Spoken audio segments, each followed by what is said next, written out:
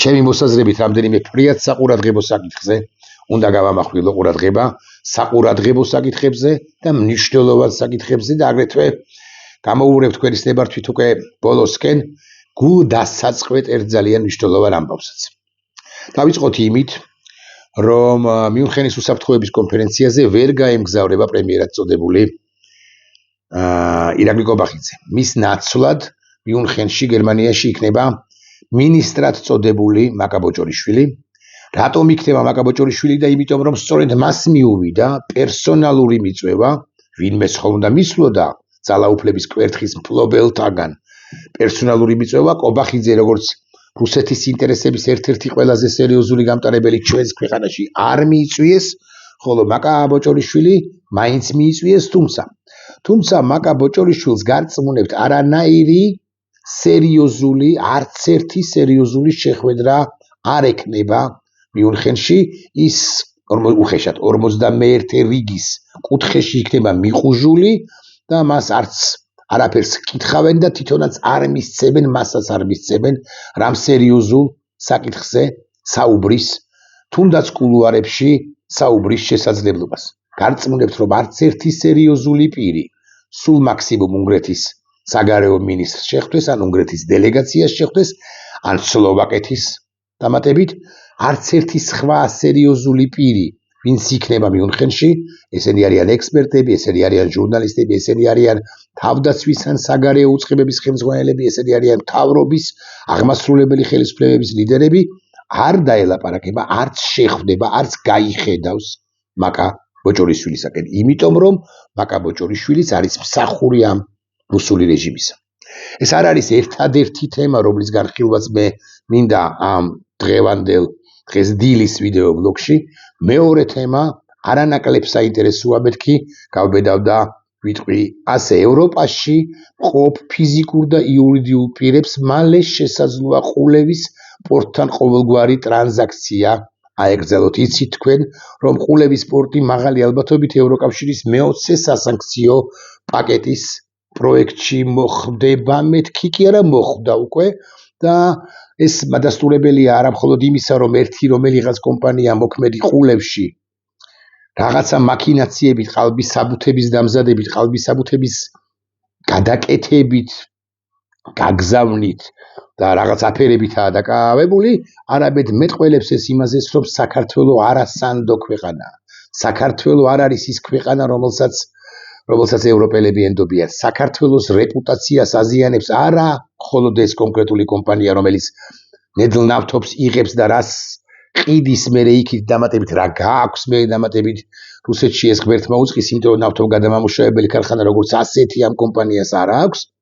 ეს ერთი ამბავია, მაგრამ მეორე ამბავია, რომ საქართველოს ხელისუფლება მფარველობს ამ მაქინაციურ სქემებს და მფარველობს ამ კომპანიასაც და მნიშვნელოვნად ვნებს საქართველოს სახელმწიფო ინტერესებს. ერთი კომპანიის დასანქცირება ცუდია, ერთი იმ კომპანიისა, რომელიც ოპერირებს შენს ქვეყანაში, მაგრამ ეს ხომ მეტყველებს იმაზე, რომ საქართველოს ხელისუფლება არის მთავარდამნაშავე იმაში, რომ რაც ხდება თუ როგორც ხდება კონკრეტულად ყულევის პორტში, ან ყულევის ვითომ და არსებულ ნავთობ გადამამუშავებელ ქარხანაში, რომელიც ბუნებაშიც არ არსებობს მეთქი და ამით უწყობს ხელს რეალურად საქართველო რუსეთს სანქციებისაგან თავის არიდებაში და ეხმარება რუსეთის ომის მანქანას, რომ ამ უკანასკნელმა აწარმოოს სისხლის მღრელი ომი უკრაინის თავისუფალი უკრაინის წინააღმდეგ, რათა გააუქმოს ეს სახელმწიფო, რომ ვიცოდეთ მაინც. ამასობაში გასაკვირველია, უნდა ვახსენოთ ისიც, რომ მინისტრად წოდებულმა კი არა მინისტრმა რუსეთისა ლავროვმა თქვა, განაცხადა ღიად და კიდევ ერთხელ, რომ რუსეთი ყველაფერს გააკეთებს, რომ დაასრულოს ეს სპეციალური სამხედრო ოპერაცია მისთვის სასარგებლოდ, მისი გამარჯვებით და დაიბრუნოს ის ტერიტორიები, საბოლოოდ განიმტკიცოს ის ტერიტორიები, შემოიმტკიცოს, რომლებიც მას დაპყრობილი აქვს, მაგრამ ამას ხო არ ამბობს ლავროვი, ამბობს ასე, რომლებიც ისედაც მისია. ლავროვის ეს განცხადება არ არის იშვიათი, ან გამორჩეული, პრაქტიკულად ყველა ლიდერი რუსეთის ფედერაციისა ამაზე აკეთებს აქცენტს ამას აცხადებს პერიოდულად არა მხოლოდ ხელისუფლების წარმომადგენლები ამ ჯოჯოხეთური სახელმწიფოსი, არამედ ამ ხელისუფლებასთან შეზრდილი ჟურნალისტები, თუ ვითომ ექსპერტები, თუ იდეოლოგები, თუ ასე შემდეგ და ასე შემდეგ. სამი თემა გამოვარჩიე, ხო? მაგრამ ამავდროულად შეგვიძლია ვილაპარაკოთ ნებისმიერ სხვა თემაზეც. აი ლავროვი რო გავიხსენოთ კიდევ, ლავროვს ისიც უთქვამს, რომ ნოვოროსია უნდა შეიქმნასო, რასაკვირველია, შექმნილია და კიდევ უფრო უნდა გამტკიცდესო, ესეც მნიშვნელოვანია, მაგრამ ყველაზე მნიშვნელოვანი მაინც ხდება კავკასიის რეგიონში ყოველ შემთხვევაში ჩვენთვის მნიშვნელოვანი და ავხსნი ორგვარად. ერთი არის ის ამბავი, რომ კავკასიის 2/3-ში შემოვიდა, შემოდის კი არა, შემოვიდა ამერიკის შეერთებული შტატები. აზერბაიჯანი, ისევე როგორც სომხეთი, ამერიკის შეერთებული შტატების სტრატეგიული პარტნიორია. ამერიკის შეერთებული შტატები რეალურად ართმევს ამ რეგიონის 2/3-ს, ორ სახელმწიფოს, იმ ქვეყანას წაართმევს, რომელიც აკონტროლებდა განსაკუთრებით სომხეთს და ნაწილობრივ ან ერთგვარად აზერბაიჯანსაც წლების განმავლობაში განსაკუთრებით რასაკვირველია სომხეთს აქვს თუ არა რუსეთს რევანშის შესაძლებლობა სურვილი რასაკვირველია აქვს, მაგრამ რუსეთი, რომელიც ისედაც გვარიანად არის დასუსტებული სწორედ ხსენებული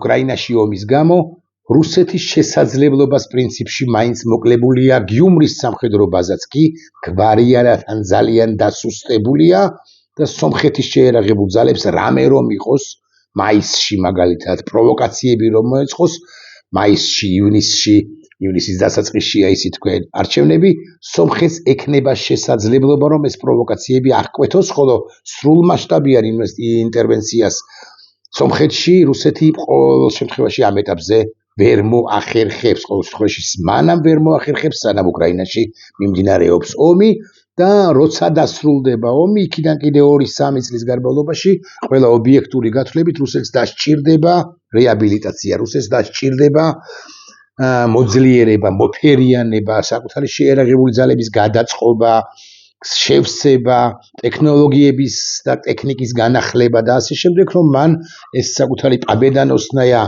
ომები განაგრძოს სხვა ტერიტორიებზე თუ ტერიტორიების მიმართულებითაც მათ შორის საქართველოში თუ დასჭირდება თუნდაც ნატოს წევრ სახელმწიფოებში თუნდაც კავკასიის რეგიონში განსაკუთრებით რასაკვირველია სომხეთის წინააღმდეგ იმიტომ რომ აზერბაიჯანს ალბათ ვერც ვეღარასოდეს გაუბედავს რუსეთი იმას რასაც გაუბედავს ახლაც ალბათ მაინც სომხეთს ან გაუბედავს საქართველოს ან გაუბედავდა აზერბაიჯანს წლების თუ 10 წლეულების წინ.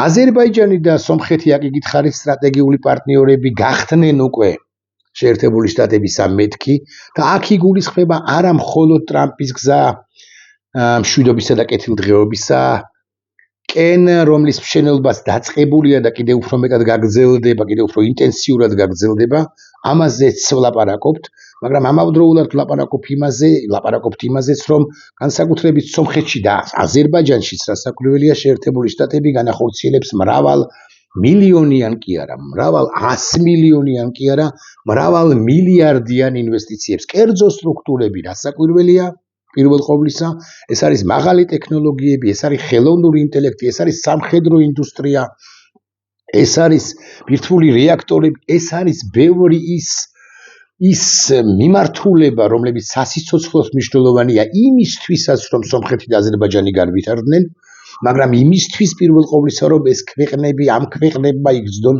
საკუთარი თვითკმარ და დასავლეთის მიერ, შეერთებული შტატების მიერ მხარგამაგრებულ სივრცეებად თუ ქვეყნებად. ამიტომ ამერიკის შეერთებული შტატების შესვლას სამხრეთ კავკასიის რეგიონის ორ სახელმწიფოში რასაკვირველია უნდა მივესალმოთ მიუხედავად იმისა, რომ ემოცია ხანდახანზე ხშირად გვძალავს ხოლმე და ვამბობთ ხოლმე, რომ აი სამწუხაროდ ჩვენთან ეს ყველაფერი არ მოხდა.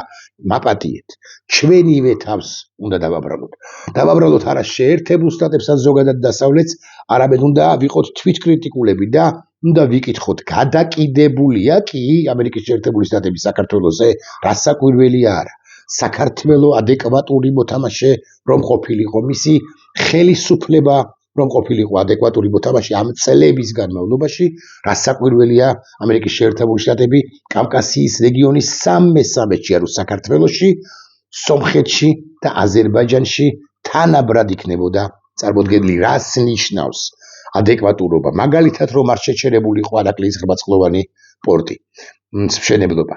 მაგალითად, საქართველოს დე-ფაქტო ხელისუფლებას რომ არ შემოერღვია ასე ხშირად ადამიანის უფლებები და რაც მთავარია, ასე ღიად არ ეთამაშა რუსული თამაში, რუსეთს ყველა ეთამაშებოდა, რუსეთს ყველა უფრთხოდა, მათ შორის სომხეთი და აზერბაიჯანიც ძაბავდნენ ურთიერთობებს და მერე ათბობდნენ არაერთხელ ბოლო პერიოდშიც, ბოლო 6 თვეში, 8 თვეშიც, მაგრამ ისინი მაინც სუვერენულ, დამოუკიდებელ, ძლავრ და საკუთარი ქვეყნისთვის სასარგებლო პოლიტიკას, ქვეყნებისთვის სასარგებლო პოლიტიკას ატარებდნენ არათუ ისინი, არამედ ცენტრალური აზიის სახელმწიფოებიც კი, რომლებიც ასე მაგალითად საქართველოზე ხომ მით უმეტეს, მაგრამ სომხეთზეც კი, ან აზერბაიჯანზე უარეს მდგომარეობაშიც კი არიან რიგ სფეროებში თუ რიგი მიმართულებებით და უფრო მოწყვლადები არიან რუსეთისათვის, ვიდრე აზერბაიჯანი იყო, მაგრამ ისინი აქ გითხარით უზბეკეთი მაგალითად, თურქმენეთი მაგალითად დამოუკიდებელ თამაშს და საკუთარი ინტერესების შესაბამის თამაშს თამაშობდნენ. ყოველთვის მეთქი ასე ვიტყვი, მაგრამ განსაკუთრებით ბოლო პერიოდში იგულისხმება 2000 ბოლო პერიოდში იგულისხმება პერიოდი 2022 წლის თებერვლის მიწურულიდან, ანუ უკრაინაში რუსეთის ჯოჯოხეთური კიდევ ერთხელ შეჭრიდან. აი საქართველოს ხელისუფლება და წოდებული ბანდა ახლა უკვე ბიზინა ივანიშვილის კრიმინალთა სინდიკატი თამაშობდა და თამაშობს ახლაც რუსულ თამაშს და აკი ამიტომაც კავკასიის 3/13-ში სამწუხაროდ ამერიკის შეერთებული შტატები არ შემოსულა 2/3 არის მოცემულ ეტაპზე მისი ინტერესი და სომხეთზე საერთოდ იმას ლაპარაკობს ჩასული ჯეიდი ვენსი ვიცე-პრეზიდენტი, რომ ეს ამ გადაწყვეტილებას ჩვენ ვიღებთ სომხეთთან სტრატეგიული ურთიერთობების განახლების თაობაზე, იმიტომ თუ დაწყების თაობაზე, იმიტომ რომ ძალიან სანდო პარტნიორია სომხეთის რესპუბლიკა და მხარს უჭერთ ფაშინიანსაცო ამასაც დასცინს. ახლა ერთი წამით გავანებოთ ყველაფერს თავი და ვახსენოთ დავით აღმაშენებელი და დავით აღმაშენებელის გარდაცვალების დღე კი არა თარიღი 1125 წელი, ანუ მე-12 საუკუნის დასაწყისი 1125 წელი. როგორი ქვეყანა იყო საქართველო? მძლავრი, ძლიერი, სწორი, წარმატებული დავით აღმაშენებელი საერთოდაც ყველაზე დიდი მონარქია საქართველოს, ყველაზე დიდი მმართველია საქართველოს ისტორიაში. მაგრამ რა მნიშვნელობა აქვს, როგორი მმართველი არის, ან იყო დავით აღმაშენებელი სოფლიოსათვის, თუ საქართველო უკვე შემდგომ პერიოდში, და თუ გნებავთ საუკუნეებზეც ვილაპარაკებ, ადეკვატური სახელმწიფო აღარ დარჩა, ადეკვატურ სახელმწიფოდ აღარ დარჩა. სხვაგვარად ვიტყვი. რა მნიშვნელობა აქვს, როგორი სახელმწიფო იყო გუშინ წინ აზერბაიჯანი, ან გუშინ სომხეთი, თუ ის ადეკვატურია დღეს. დიახ, ადეკვატურობას დღეს და ახლა მოცემულ ეტაპზე აქვს გადამწყვეტი მნიშვნელობა. საქართველო დავით აღმაშენებლის შემდეგ იყო განა არა ბევრჯერ თუ რამდენიმეჯერ ადეკვატური, მაგრამ ცივილიზებული სამყარო განსაკუთრებით მე-20 საუკუნეში და 21 საუკუნეშიც აქცევდა ყურადღებას არა წარსულს, ისტორიას ამა თუ იმ ქვეყნისა, არამედ აწმყოს და დღეს და ახლა ამა თუ იმ ქვეყნის პოზიციას, პოზიციონირებას, მდგომარეობას, სულისკვეთებას, პოზიციას, აზრებს, სოფხედვას, მიდგომებს ამა თუ იმ საკითხის მიმართ. რატომ ვამბობ ამას, რატომ ვახსენე დავით აღმაშენებელი და ვახსენე აბსოლუტურად შეგნებულად? საქართველო ძალიან სერიოზული კონტრიბუტორი იყო საერთაშორისო უსაფრთხოების სისტემებში და პროცესებში. ამ რამდენიმე წლის წინ, დიდი ხანი კი არ არის გასული, მაგრამ ამერიკის შეერთებული შტატებისათვის ეს თუნდაც 10-15 წლის წინანდელი საქართველოს მიერ შეტანილი უზარმაზარი წვლილი მსოფლიო უსაფრთხოებაში მეორე და მესამე ხარისხოვანი ხდება, იმიტომ რომ ეს წარმატებული ქვეყანა აღარ არის იმ სულისკვეთებისა, როგორიც ის იყო 15 თუ 20 წლის წინ. აი მაგალითად ავღანეთის აისაფის და პოსტ-აისაფის შემდგომი ოპერაცია თუ ISAF-ის შემდგომ ავღანეთში განვითარებული პროცესები და მოვლენები 2021 წელს ამ 5 წლის წინ ივნისის თვეში საქართველო გამოვიდა ავღანეთიდან. და ეს ამ 21 წლიდან 26 წლის თებერვლამდე დიდი დრო მართლაც არ არის გასული. მაგრამ ამერიკის შეერთებულ შტატებს თითქოს დაავიწყდა ეს ყველაფერი და ამ ამბავს რომ საქართველოს სერიოზული როლი ითამაშა ავღანეთის ISAF-ის და ოპერაციაში, ISAF-ის მისიაში, ავღანეთის უსაფრთხოებაში, მსოფლიო უსაფრთხოებაში და უკვე შემდგომ ISAF-ის შემდგომ პროცესებში, ISAF-ის ოპერაციის შემდგომ პროცესებში ამერიკა თითქოს აღარ აქცევს ყურადღებას და ძალიან სამწუხაროდ და სავალალოდ და არასწორად ბევრმა ქართველმა კომენტატორმა ამგვარი პოზიცია დააფიქსირა, რომ ეს არის ამერიკის შეერთებული შტატების გულმა ვიწყობის ბრალი. არამც და არამც გულმა ვიწყობის ბრალი კი არ არის ბატონებო, ეს არის იმის ბრალი, რომ საქართველოს დე-ფაქტო ხელისუფლებამ ადეკვატური თამაში არ ითამაშა მოცემულ ტურბულენციაში. მოცემულ ვითარებაში, როდესაც გარდაულა და აუცილებელი იყო საქართველოს წარმატებებზე, საქართველოს საერთაშორისო მისიებში მონაწილეობაზე ხაზგასმა ადეკვატური პოზიციონირება იმ ქარტეხილებში თუ ქარტეხილების პროცესში რაც ხდება ახლა სოფლიოში საქართველოს ხელისუფლებამ ეს კოზირები რომლებიც ჩვენ გვეჭირა ეს კოზირებიც კი გამოაცალა ჩვენ სახელმწიფოს.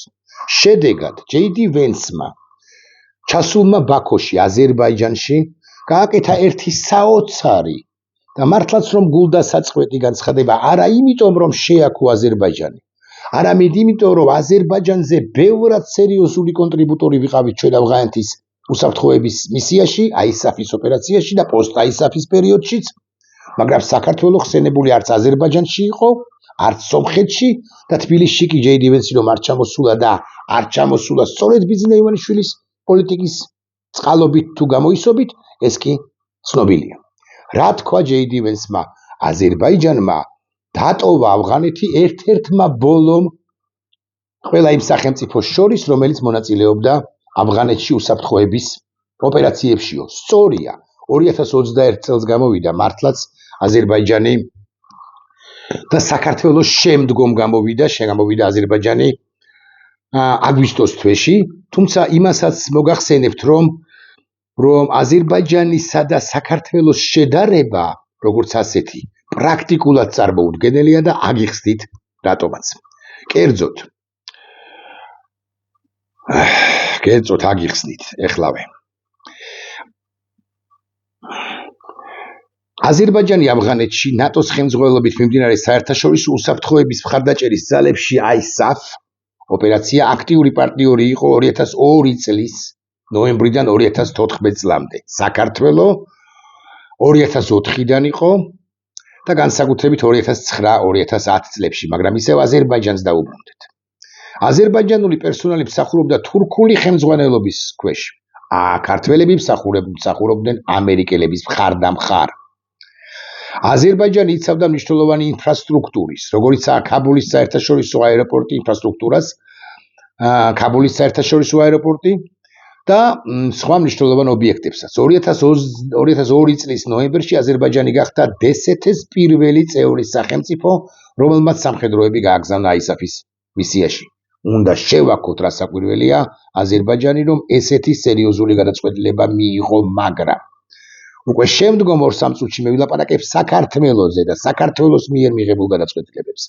და მართლაც არ დარდება, შეუძლებელია შედარება ოღონდ JD Vance აზერბაიჯანზე ვლაპარაკობს, ეს JD Vance-ის გაუცნობიერებლობის ბრალი კი არ არის, ეს არის საქართველოს დე-ფაქტო ხელისუფლების რეალურად კი ვასალი, რუსეთის ვასალი ბიძინა ივანიშვილის უპოზიციობის, უპრინციპობის, ღალატის ბრალი და JD Vance კი არ უნდა დავადანაშაულოთ, არამედ ჩვენი ძიმე სიტყვები უნდა მივმართოთ, ჩვენი აქცენტები უნდა მივმართოთ სწორედაც რომ ივანიშვილისაკენ. ჯარისკაცების გარდა აზერბაიჯანმა უზრუნველყო მნიშვნელოვანი საჰაერო, სახმელეთო და საზღვაო ტრანზიტი ჩრდილოეთის დისტრიბუციის ქსელში, რაც ავღანეთში აღჭურვილობის მიწოდებას უწყობდა ხელს. აზერბაიჯანმა სულ მისიაში მონაწილეობა დაიწყო 22 სამხედრო მოსამსახურეთი, მერე 45-მდე გაზარდა სამხედრო მოსამსახურეთა რაოდენობა, ხოლო 2009 წელს იყო 90, ანუ პრაქტიკულად ორჯერ ზრდის 22-დან 45-მდე, 45-დან 90-მდე. ჯამში რამდენმა მიიღო მონაწილეობა, თავად მიხვდებით. ახლა საქართველოზე ორი სიტყვა. საქართველოს უბრალოდ მნიშვნელოვანი პარტნიორი კი არ ყოფილა. ან მონაწილე ნატოს ხელმძღვანელობით მიმდინარე საერთაშორისო უსაფრთხოების ძალებში ISAF-ის ოპერაციაში თუ პროცესში მონაწილე უბრალო მონაწილე კი არ ყოფილა. გახდა ყველაზე დიდი კონტრიბუტორი არა ნატოს წევრ ქვეყნებს შორის. 2024 წლიდან და განსაკუთრებით 9 წლებში ქართველი ჯარისკაცები მსახურობდნენ პრობლემურ რეგიონებში. ავღანეთში სულ მსახურობდა 16,000, მათ შორის ამ ხელისუფლების პირობებშიც 16,000 ჯარისკაცი პლუს ეს ავღანეთში ეს ISAF-ის მისია რომ ვიცოდეთ მაინც დასრულდა 2014 წელს კონკრეტულად ISAF-ის მისია, ხოლო მთლიანად კოალიცია გამოვიდა 2021 წელს და ქართველები 2021 წლის ივნისამდე იყვნენ ივნისის ჩათვლით იყვნენ ავღანეთში და დატოვეს ივნისში. არა, აზერბაიჯანელებმა ოდნავ გვიან 2 თვის შემდეგ დატოვეს, მაგრამ ახლა საქართველოს როლზე კიდევ ერთხელ გავამახვილებ ყურადღებას. საქართველო 2004 წლიდან იყო ავღანეთში სულ მსახურობდა 16,000 ქართველი სამხედრო მოსამსახურე და 29 მათგანი დაიღუპა. ეს არის უზარმაზარი ტრაგედია ჩვენთვის. მაგრამ ამ სუდი სიტყვა არასაკვირველია, მაგრამ ამ სხერპს რომ ვერ იყენებ, შენ ხარ დამნაშავე ქართველი ხალხის წინაშე. იმიტომ რომ ამით სუდი სიტყვა ეს იყენებ რასაკვირველია, იმიტომ რომ ბევრმა შეიძლება თარგმნოს რომ ვაჭრობ. დიახ, ეს არის შენი კოზირი, რომ შენ სოფლიოს დაუმტკიცო, შენ სოფლიოსთვის უნდა დაგემტკიცებინა, რომ შენ ესეთი ადეკვატური ხარ. და შეერთებული შტატები სამწუხაროდ ისევე როგორც უსამართლო მსოფლიო თუ გნებავთ ასე ვიტყვი, არ აქცევს ყურადღებას, რაც აკეთებდი 5 თუ 15 წლის წინ, 2004-დან 2014 წლამდე. აქცევს ყურადღებას იმას, რასაც აკეთებ დღეს. არ აქცევდა მსოფლიო, არ მიაქცია მსოფლიო ყურადღება, რაც აკეთებდა 1099 წელს გამეფებული და 1125 წელს გარდაცვლილი დავით მეოთხე აღმაშენებელი. იმიტომ რომ უკვე შემდგომ პერიოდში საქართველო ხშირად ყოველ შემთხვევაში იყო არაადეკვატური ან არაანგარიშგასაწევი ძალა. და სენსიტივები პოლიტიკაში, ემოციები პოლიტიკაში, ემოციები საერთაშორისო ურთიერთობებში, ემოციები ორ ქვეყანას შორის ურთიერთობებში არის გადასადები კი არა, არარსებული რამ, რომ ვიცოდეთ მაინც. 29 ჯარისკაცი დაკარგა საქართველოს. საქართველო ხშირად უზრუნველყოფდა 1500-ზე მეტ ჯარისკაცს ერთ მისიაში ერთდროულად, ერთ გაწვევაზე. რომ ვიცოდეთ მაინც და მონაწილეობდა აკითხავთ ამერიკის შეერთებულ შტატებთან ერთად. მთავარი ოპერაციები. ქართველი ჯარისკაცები ხელმძღვანელობდნენ პატრულირების ოპერაციებს და უზრუნველყოფდნენ ასე მაგალითად ბაგრამის საჰაერო ბაზის უსაფრთხოებას. ISAF-ის მისიის დასრულების შემდეგ 2014 წელს აზერბაიჯანის არიხოს საქართველომ გააგრძელა მონაწილეობა სხვა მისიაში და RSM-ის მისიაში და გამოვიდა 21 წლის ივნისის თვეში. JD Vance ვადანაშაულებთ თუ ბიზინა ივანიშვილს. მე გეტყვით რომ დამნაშავე ამ ყველაფერში, რომ საქართველოში არც ჩამოდის JD Vance. ჩვენთან არ ლაპარაკობს მნიშვნელოვან პროექტებზე. ჩვენთან ქვეყანასთან, რომელსაც არ აქვს ბუნებრივი რესურსები და ერთადერთი რაც შეიძლება ჰქონდეს ამ ვითარებაში არის ადეკვატური თამაშის შესაძლებლობა, ადეკვატური თამაშის კოზირი. დემოკრატიული ქვეყნის სტატუსი, დემოკრატიული ქვეყნის მდგომარეობა, დემოკრატიული ქვეყნის იმიჯი, დემოკრატიული ქვეყანა უნდა იყოს საქართველო, თუ იგინდა რომ შენ იყო ამერიკის შეერთებული შტატების ინტერესთა სფეროში და ადეკვატური, ანუ ამერიკის ინტერესების, დასავლეთის ინტერესების გამტარი. სომხეთის პრინციპში ღარიბი ქვეყანაა, არ არის მდიდარი ქვეყანა, მაგრამ ადეკვატური ქვეყანა არის რა. სწორედ ამიტომ ამერიკის შეერთებული შტატები შევიდა სომხეთში. იქ სომხეთში არის ეს რევანშისთვის გამზადებული გიუმრის სამხედრო ბაზა. მაგრამ ამერიკის შეერთებული შტატები ამ გამოწვევის მიუხედავად შევიდა სომხეთში. იქ სომხეთში არის ატომური სადგურები, რეაქტორები, რომლებიც რასაკვირველია რუსეთის ინტერესში არის, მაგრამ ამ ყველაფრის მიუხედავად ამერიკის შეერთებული შტატები შევიდა სომხეთში. და საქართველოში არ შემოვიდა, იმიტომ რომ აქ კვერცხის ფასის გაიაფებაზე ძალიან დიდი ბოდიში, მაგრამ საუბრობენ ორფეხა კვერცხები. აი უკაცრავად ამ სიტყვისთვის. ორფეხა და ორხელა კვერცხები. აქ ლაპარაკობენ რაღაც არარსებულ სურსათის ფასების, სურსათზე ფასების დაგდებაზე. აქ ლაპარაკობენ ოპოზიციის განადგურებაზე და აქ პარალელურად ესწრიან მოქალაქეებს. მათ შორის გამოსარიცხისულად არ არის ქიმიური იარაღს. აქ ლაპარაკობენ პოლიტიკის მკვლელობაზე, ან ხორციელებენ პოლიტიკის მკვლელობას. და ბუნებრივია, რომ შეერთებული შტატებისათვის ამგვარი ქვეყანა ადეკვატური არ იქნება, მიუხედავად იმისა, რომ შეერთებული შტატები იაზრებს, რომ საქართველოს შეიძლება პლაცდარმად გამოიყენოს რუსეთმა კავკასიის ორ დანარჩენ სახელმწიფოზე რევანშის ათვის. ამერიკის შეერთებული შტატები იაზრებს, მაგრამ იაზრებს იმასაც, რომ ჩინურ კომპანიას პრაქტიკულად მისცა ანაკლის ღრმაწყლოვანი პორტი ამ ბანდა ხელისუფლებამ და ეს ის ჩინური კომპანია, რომელიც ამერიკელებს დასანქცირებული ჰყავდათ. ოღონდ ვერც მისცა ბოლომდე. არც აშენებს ბოლომდე.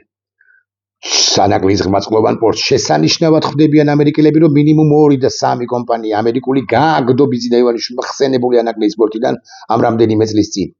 შესანიშნავად ხვდებიან, რომ ეს მანიაკი კაცი, ეს პარანოიკი კაცი შეპყრობილი შიშებით, რომ ემანდ არ მოწამლოს რუსეთმა, წამსვლელია უკლებლივ ყველაფერზე, ოღონდაც კი გადარჩეს და მათ შორის წამსვლელია სახელმწიფოს მას ის რომ მართავს იმ სახელმწიფოს ინტერესების წინააღმდეგ, იმიტომ რომ კანკალებს პირდაპირ მნიშვნელობით, რომ ემანდ ნავიჩოკი თუ პოლონიუმი არ ჩაუყაროს რუსეთის რომელიმე აგენტმა, FSB-ს რომელიმე აგენტმა, რომელიც გარშემოც უხვად ხავს. ოღონდ რომ ხავს უხვად, ეს მისი ბრალია. ეს მისი პასუხისგებლობაა და საქართველოს გადააყოლა ამ თავის კომპლექსებს და თავის ფსიქონერვულ და რაღაცა ნაყენებით გაჭყეპილობას ნაყენებს, რომელსაც ყოველ დილით პორტოხლის წვეთთან ერთად ან მიირთმევს, ან არ მიირთმევს. ამასობაში კლავს განათლებას, განათლების სისტემას, ამასობაში კლავს ჯანდაცვას, ამასობაში კლავს თავდაცვას, ამასობაში საქართველოს ვერც ერთ სერიოზულ რეფორმას ვერ იწყებს. ამასობაში საქართველოს არაადეკვატურია რეგიონულ მასშტაბშიც და უფრო ფართოდაც და ასე შემდეგ და ასე შემდეგ. ამიტომ JD Vance კი არ უნდა დავაბრალოთ ის შემხვდა, შემომხვდა. აი არის ის მან რეალური ისტორია იცის, გაცილებით უკეთვი და იცით თქვენ. თუ პატრიარქი მოიკითხა თუ ვენდობით მიხეილ ყაველაშვილს, როგორ მე ხლა ის ეცოდინება, რამდენი ჯარისკაცი გაუშვა საქართველოს ავღანეთის უსაფრთხოების, სოფლიო უსაფრთხოების ოპერაციაში რამდენიმე წლის წინ. ეს ეცოდინება, მაგრამ არ ამბობს, იმიტომ არ ახსენებს საქართველოს JD Vance და შეერთებული შტატები, იმიტომ რომ საქართველოს ხელისუფლება გუშინ წინა ხელისუფლება იყო მეტნაკლებ დასაწუნი, მაგრამ მეტნაკლებად ადეკვატური. ეს ხელისუფლება დასაწუნი კი არ არის ოდენ და მხოლოდ ეს ხელისუფლება არაადეკვატურია ყველაფერთან ერთად. დასაწუნი რო იყოს, საკრიტი რო იყოს, მხოლოდ რა გვიჭირს, რაღა გვიჭირდა მიედავებოდი მართლა განათლების რეფორმა ამგვარი უნდა იყოს თუ იმგვარი, მაგრამ ეს ხელისუფლება არის დამღუპველი საქართველოს სახელმწიფოსი. და JD Vance-ისადმი კრიტიკას სჯობს, რომ ჩვენი კრიტიკული სიტყვები ვთქვათ ამ ხელისუფლებად წოდებული ბანდის წინააღმდეგ და პერსონალურად ბიზნა ივანიშვილი დავადანაშაულოთ იმაში, რომ საქართველოს არ ახსენებს, საქართველოს რომელმაც 29 ჯარისკაცი შესწირა სოფლიო უსაფრთხოებას რამდენიმე წლის წინ. და ცუდი სიტყვა არასაკვირველია ვაღიარებ, რომ უნდა გვევაჭრა ამ ჩვენი დაღუპულებით, მაგრამ ჩვენი მდგომარეობა, ჩვენი წვლილი შეტანილი სოფლიო უსაფრთხოებაში უნდა გამოგვეყენებინა თუ მაინც და მაინც სიტყვა ვაჭრობა გაღიზიანებთ და გაჯავრებთ. და ამასობაში გადავყევით, გიბოდიშებთ, მეოთხე ხარისხოვან თემებს. ამ ვიდეო ბლოგში მე განვიხილე ყულევის, პორტის დასანქცირების საკითხი და საქართველოს ხელისუფლება პასუხისმგებელი იმაზე, რომ ტანკერები თუ შემოდის ნედლი ნავთობით იმ კომპანიის მიერ, იმ კომპანიას თუ შემოხავს, რომელიც მართავს ყულევის არაშენებულ ნავთობგადამამუშავებელ ქარხანას, საქართველოს ხელისუფლების ნებართვით ხდება ეს ყველაფერი და ეს აისახება ეს სანქციები ერთ კომპანიაზე აისახება თითოეულ ჩვენგანზე, იმიტომ რომ საქართველოს ისედაც აღარ არის სანდო ქვეყანა და მით უფრო აღარ იქნება, იმიტომ რომ საქართველოს ისედაც მიიჩნევენ რუსეთის გემში გადაბარგებულ ქვეყანად და კატასტროფა ამ თვალსაზრისით და ეს კიდევ დამატებითი დანაა ზურგში ქართული სახელმწიფოს თვის ჩარტყმული, ეს ერთი. მეორე საკითხი განვიხილეთ მიუნხენის კონფერენციაზე მაკა ბოჭორიშვილის გაშვების საკითხი. ირაკლი კობახიძეს ბარეკი უნდოდა წასვლა, მაგრამ არ მიიღეს, იმიტომ რომ ირაკლი კობახიძე კეთროვანია და კეთროვანი უნდა იყოს კიდეც, იმიტომ რომ ის რუსია, ქართულგვარიანი რუსი, ზუსტად ისე როგორც მიხა ცხაკაია იყო გასული საუკუნის 20-იანი წლების დასაწყისში, ასე მაგალითად სერგო ორჯონიკიძე, ბიზნა ივანიშვილია ალბათ, მაგრამ მაინც.